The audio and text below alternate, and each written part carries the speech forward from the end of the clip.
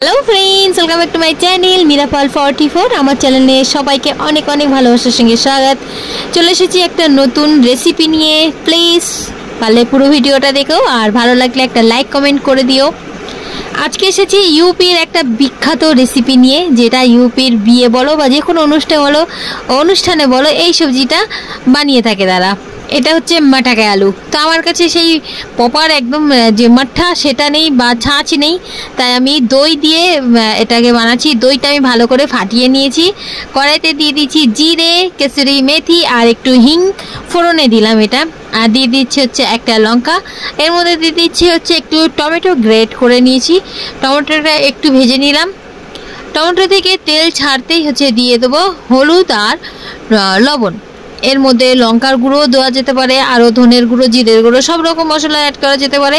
আমি যেহেতু একটু একদম সিধা সাম্পল কম মশলা দিয়ে বানাচ্ছি, তার জন্য শুধু হলুদ, লবণ, কাঁচুরি মেথি, শুকনো লঙ্কা ফোড়ন আর একটু জিরে ফোড়ন আর হিংটা অবশ্যই মাস্ট ইম্পর্টেন্ট জিনিস, একটা হিংটা দিতেই হবে।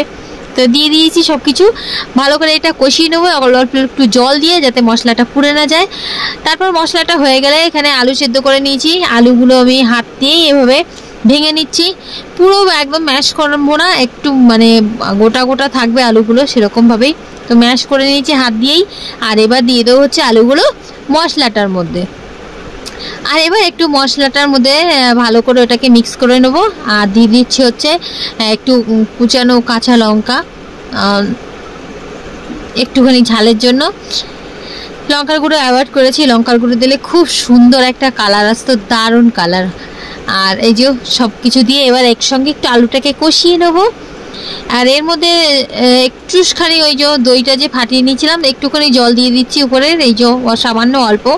আর না, এটা না দিয়ে হচ্ছে মানে কড়াইতে চিপকে যাচ্ছে, লেগে যাচ্ছে কড়াইতে, তার জন্য একটুখানি দিয়ে নিলাম। এবার ভালো করে এটাকে কষিয়ে নেবো একটু।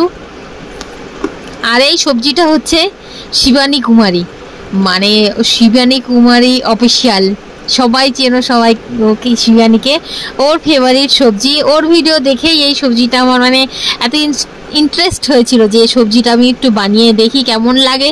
তো তার জন্য আমিও বানিয়ে ফেলছি সবজিটা আজকে।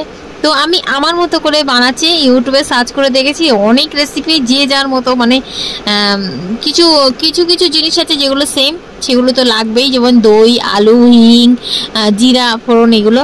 আর তারপরে মশলাগুলো নিজেদের ইচ্ছা মতো দেওয়া যেতেই পারে। তো আমি আমার মতো করেই বানাচ্ছি। আলুটা একটু কষিয়ে নিয়ে তার মধ্যে দিয়ে দিলাম পুরো ওই ফাটানো দই বলো বা হোমমেড মাঠা যেটাই বলো, সেটা দিয়ে দিলাম। এটা ছাঁচ দিয়েও বানানো যায়, মাঠা কিনতে পাওয়া যায়, সেগুলো দিয়ে বানানো যায়। আমি দইটাই দিয়ে বানাচ্ছি।